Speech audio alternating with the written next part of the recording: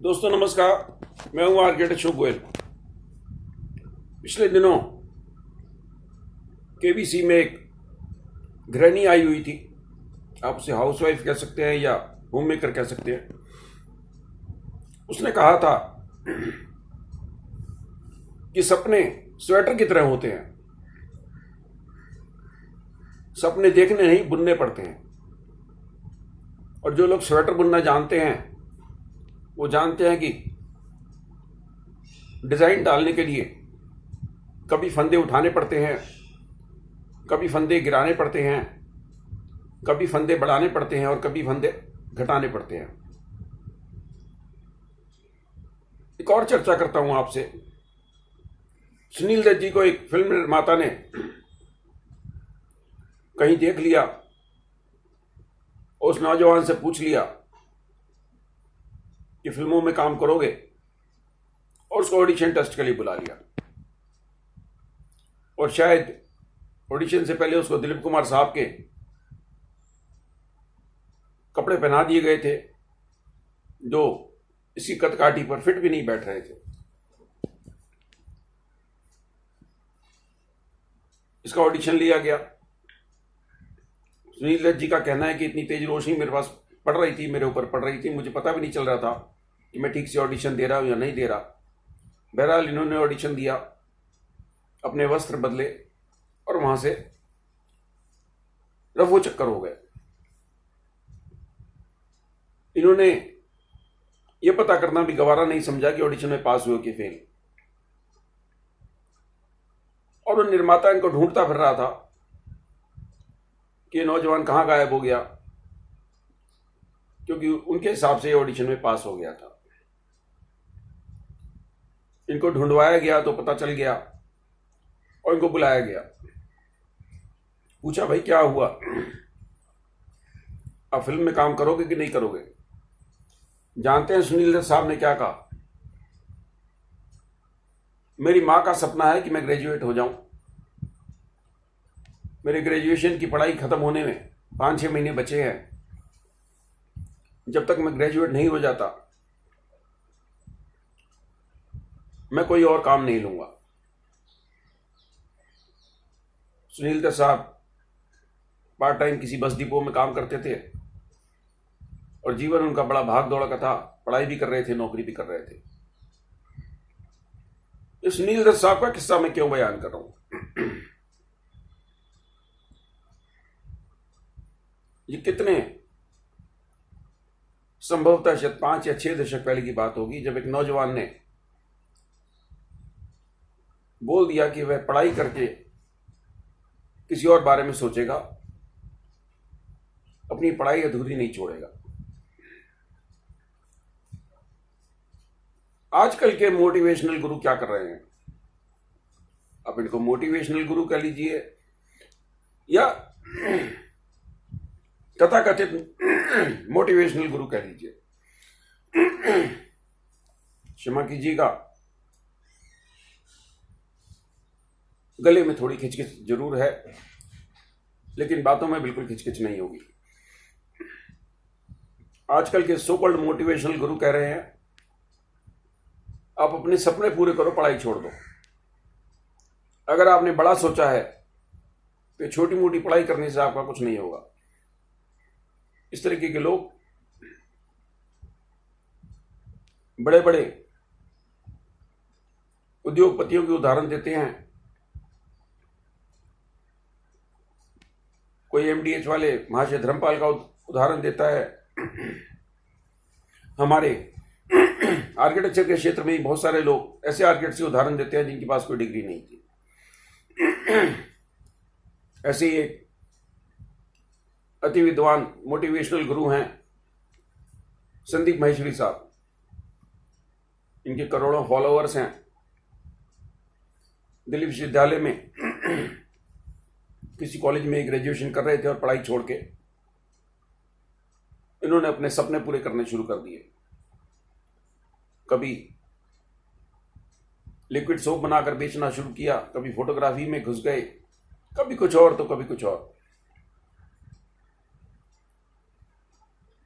ये इत्तेफाक था या इनकी मेहनत का नतीजा कह नहीं सकते, लेकिन ये फोटोग्राफी के क्षेत्र में सफल हो गए।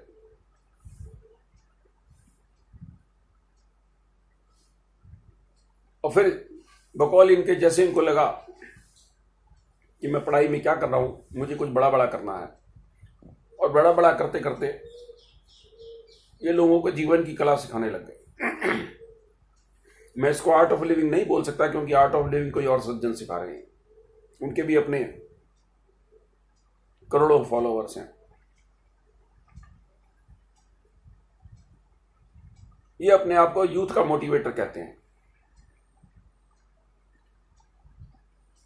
हिंदुस्तान में जो बच्चों की पढ़ाई लिखाई होती है, उसका सारा खर्चा है तो माँ बाप उठाते हैं।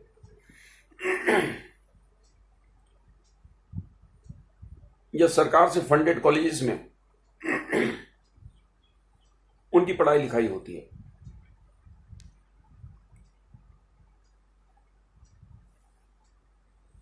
अगर सरकार शिक्षा पे पैसे खर्च ना करे तो जो हालत सेल्फ फाइनेंसिंग प्राइवेट यूनिवर्सिटीज में है, वही हालत सरकारी कॉलेजों में भी हो जाएगी। तो ये कहना कि 15 रुपये महीने में मैंने पढ़ाई की दिल्ली विश्वविद्यालय में, या बहुत सस्ते में हम लोगों ने पढ़ाई कर ली, ये पूरी तरह सत्य नहीं होगा। मैंने आर्किटेक्चर की 15 रुपये महीने की पढ़ाई की है, तो लेकिन मेरी पढ़ाई पे सारा खर्चा भारत सरकार ने उठाया है, क्योंकि दिल्ली का एसपीए, जो भी इसको फंड मिलता है भारत सरकार से मिलता है। तो इस तरीके के जो मोटिवेशनल गुरु हैं, स्वयंभू मोटिवेशनल गुरु, ये अगर यूथ का आह्वान करते हैं कि आप पढ़ाई छोड़कर अपने सपने पूरे करने में लग जाओ, तो देश का बहुत बड़ा नुकसान करते हैं। ऐसे ही 3 विद्वान आपस में भिड़ गए, संदीप महेश्वरी, श्वेताब और प्रखर। दूसरों को मोटिवेट करते करते इनके अहम ने इतना मोटिवेट इनको कर दिया कि एक दूसरे को मुकदमों की धमकी देते रहे। लंबे समय से इनका विवाद यूट्यूब पर चल रहा है, तरह तरह की वीडियो बनाकर एक दूसरे को नीचा दिखाने की कोशिश कर रहे हैं, और अंततोगत्वा एक यूट्यूब क्रिएटर ने 2 अन्य पर मुकदमा मानहानि का दर्ज कर दिया दिल्ली की हाई कोर्ट में।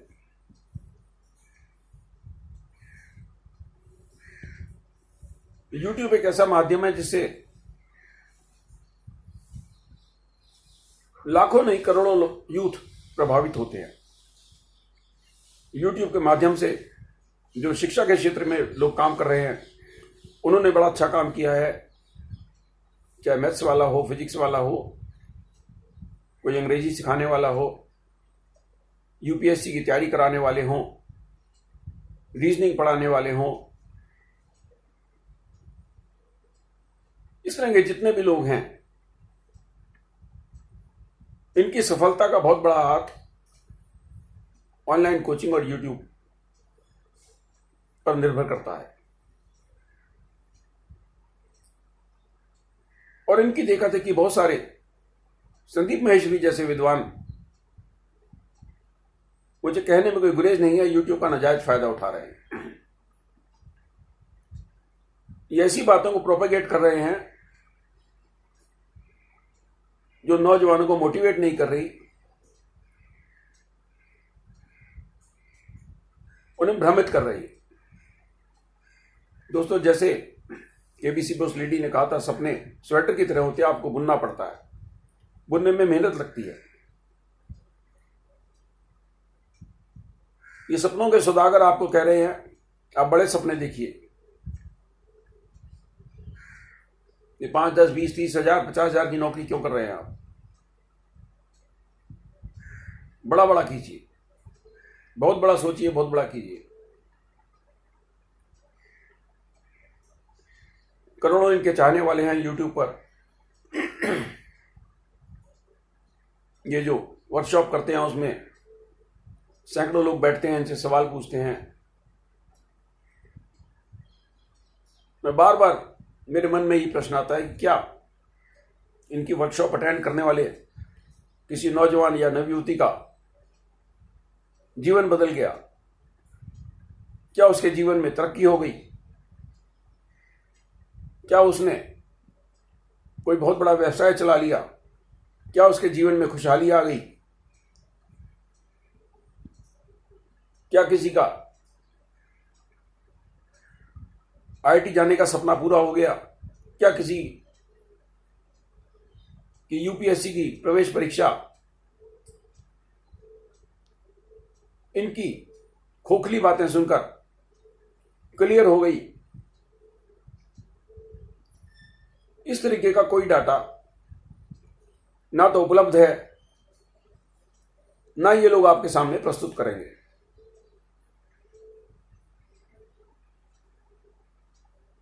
और फिजिक्स वाला के नाम से मशहूर अलक पांडे जी हैं, वो अपना डाटा सामने रखते हैं कि हमारे इतने लोगों ने नीट क्लियर कर दिया, इतने लोगों ने जेई का पेपर क्लियर कर लिया। सुपर 30 के आनंद कुमार जी अपना डाटा सामने रखते हैं कि कितने लोगों ने जो उनके सानिध्य में पढ़े न सिर्फ जेई क्लियर किया बल्कि उसमें बहुत अच्छे रैंक भी प्राप्त किए। लेकिन ये स्वयंभू जीवन की कला सिखाने वाले मोटिवेटर किसी भी टॉपिक पर कुछ भी बोलने को तैयार हैं। अब संदीप माहेश्वरी जी ने भारतीय संस्कृति के बारे में बोलना शुरू कर दिया, धर्म के बारे में बोलना शुरू कर दिया। पिछले दिनों एक वीडियो में इन्होंने यहां तक बोल डाला कि आप चीजों पर अगर विचार करें तो आप पाएंगे कि हमारे हिंदू धर्म में कितने सारे देवी देवता हैं, कोई लड़ाई नहीं होती। लेकिन सारी लड़ाइयां कहां होती हैं?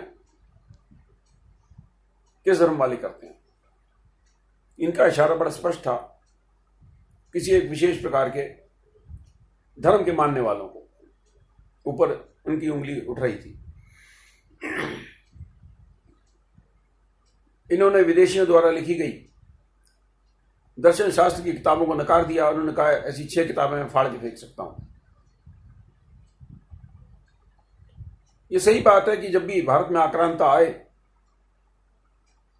तो सबसे पहले इन्होंने धर्म और संस्कृति पर हमला किया, धर्म और शिक्षा पे हमला किया, मंदिर तोड़े, विश्वविद्यालयों में आग लगाई, किताबें और लाइब्रेरी को जला डाला।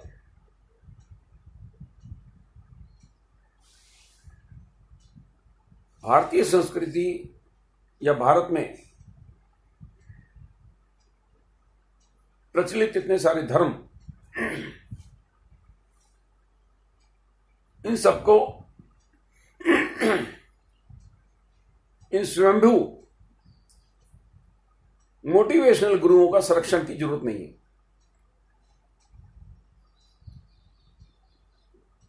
मैं किसी धर्म विशेष से संबंध रखता हूं तो इसलिए नहीं कि मैंने चुना है, परिवार में वो चल रहा था, मेरे को भी मिल गया विरासत में। वही बात वर्ण और जाति की है। मैं गोयल हूं, मेरे परिवार के लोगों ने हमें बताया कि हम बीसे बनिए कहलाते हैं, महाराजा अग्रसेन के हम वंशज कहलाते हैं, और मित्तल, गोयल, अग्रवाल, बहुत सारे नाम हैं जिससे हम वैश्य समाज के लोग या बनिया समाज के लोग जाने जाते हैं। और कहा जाता है इसमें 20 बनिए होते हैं, 10 बनिए होते हैं, 5 बनिए होते हैं। और हमारे परिवार के लोगों ने हमें बताया कि हम 20 बनिए हैं। अब 20 बनिए होने में मेरा कोई योगदान नहीं है। मैं उस परिवार में पैदा हुआ जहां मेरी मां की तरफ से, मेरे बाप की तरफ से, मेरे पिता की तरफ से सभी लोग बी से बनिए थे, तो मैं भी बी सा बनिया हो गया।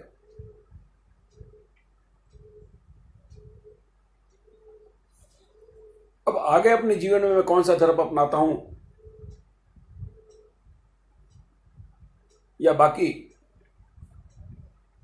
विभिन्न धर्मों के लोगों से या विभिन्न जातियों के लोगों से, कायस्थों से, ब्राह्मणों से या पिछड़ी जाति के लोगों से संपर्क रखता हूं या नहीं रखता, ये कुछ हद तक मेरी चॉइस हो सकती है और कुछ हद तक सामाजिक परिस्थितियों की मांग हो सकती है। अगर मेरे को डॉक्टर पे इलाज कराने जाना है तो मैं ये नहीं देखूंगा कि उसकी जाति क्या है। अगर मुझे सरकारी दफ्तर में कोई टेंडर पास कराने जाना है, किसी अन्य कार्य से जाना है, तो मैं वहां पर किसी बी से बनिए को तलाश नहीं करूंगा। बहरहाल हम मोटिवेशनल गुरुज की बात कर रहे थे। अब इन 3 मोटिवेशनल गुरु, प्रखर बाबू, श्वेताब बाबू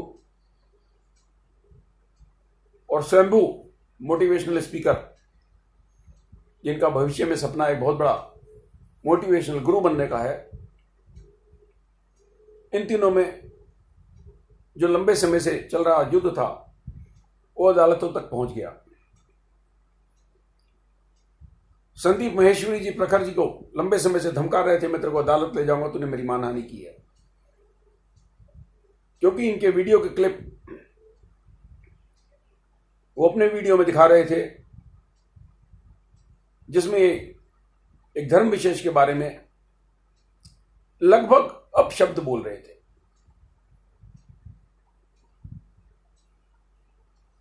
संदीप महेश्वरी के आप हाव भाव देखो, आप इनकी बातें सुनो,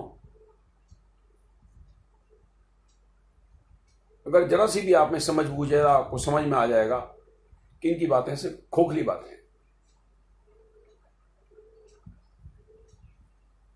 इनका अपना एक बोलने का अंदाज है,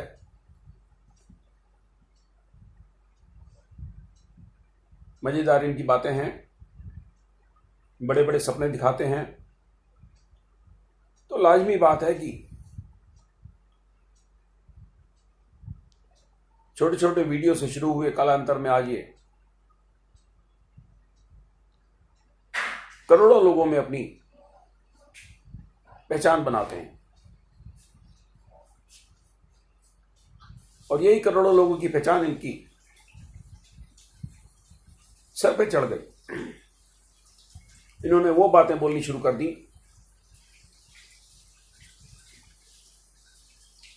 जो धर्म और संस्कृति की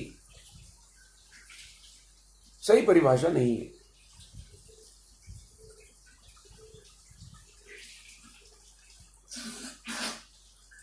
अधूरी पढ़ाई के छोड़कर मोटिवेशनल गुरु बनकर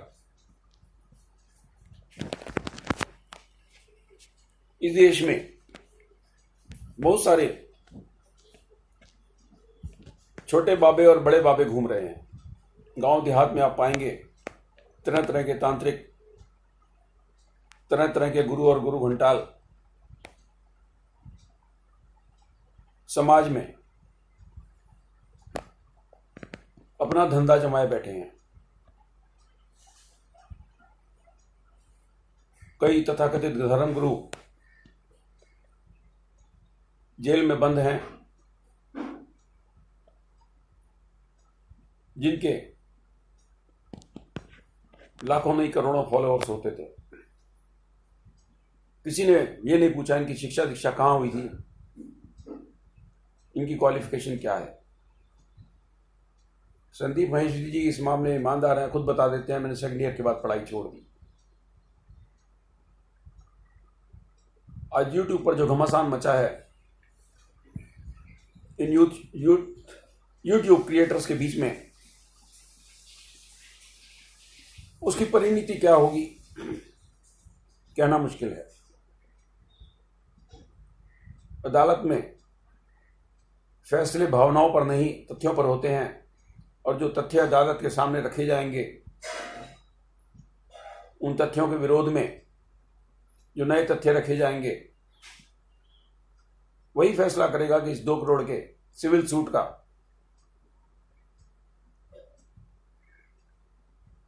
क्या अंजाम होता है।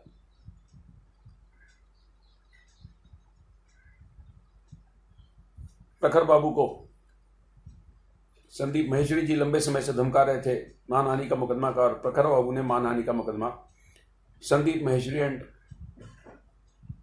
2 अन्य लोगों पे कर दिया। अब संदीप माहेश्वरी जी शेताब जी के नाम पे विक्टिम कार्ड खेल रहे हैं कि उसके घर में एक पारिवारिक विपत्ति है। ऐसे विपत्ति के दौर में प्रखर को उसकी मदद करनी चाहिए थी, लेकिन उसने उस पर मुकदमा कर दिया। वो ये नहीं बताते कि मुकदमे का टाइटल है प्रखर Gupta versus Sandeep Maheshwari and others. दोस्तों, अगर आपको जीवन में कुछ भी करना है,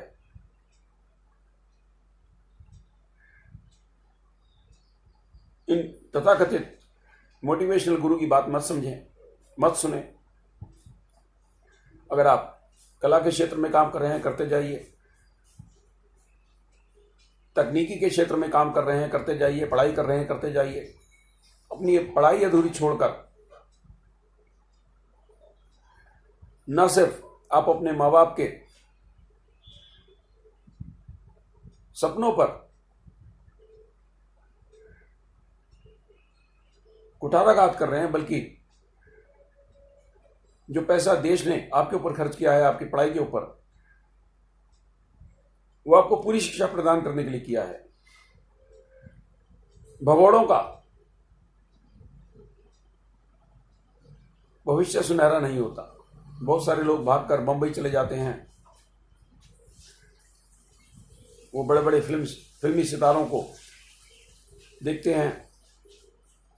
वो लोग नवाजुद्दीन सिद्दीकी के जीवन से कुछ नहीं सीखते, राजपाल यादव के जीवन से कुछ नहीं सीखते, मनोज बाजपेयी के जीवन से कुछ नहीं सीखते, पंकज त्रिपाठी के जीवन से कुछ नहीं सीखते, तिग्माशु धूलिया के जीवन से कुछ नहीं सीखते, अनुराग कश्यप के जीवन से कुछ नहीं सीखते। और मैं तो कहता हूं उनको सलीम जावेद के जीवन से भी सीखना चाहिए। सलीम जावेद हिंदुस्तान के पहले वो 2 लेखक थे जिन्होंने राइटर्स की गरिमा को फिल्म इंडस्ट्री में स्थापित किया। मनोज मुंशिर के जीवन से ये लोग कुछ नहीं सीखते। मनोज मुंशिर ने अपनी पढ़ाई नहीं छोड़ी। ग्रेजुएशन करने के बाद सपनों की नगरी मुंबई में सड़कों पे सोया, भिखारियों से मांगकर खाना खाया, लेकिन पढ़ाई अधूरी छोड़कर नहीं भागा। ये पढ़ाई अधूरी छोड़कर भागने वाले, अगर आपको अपने सपने पूरे करने के लिए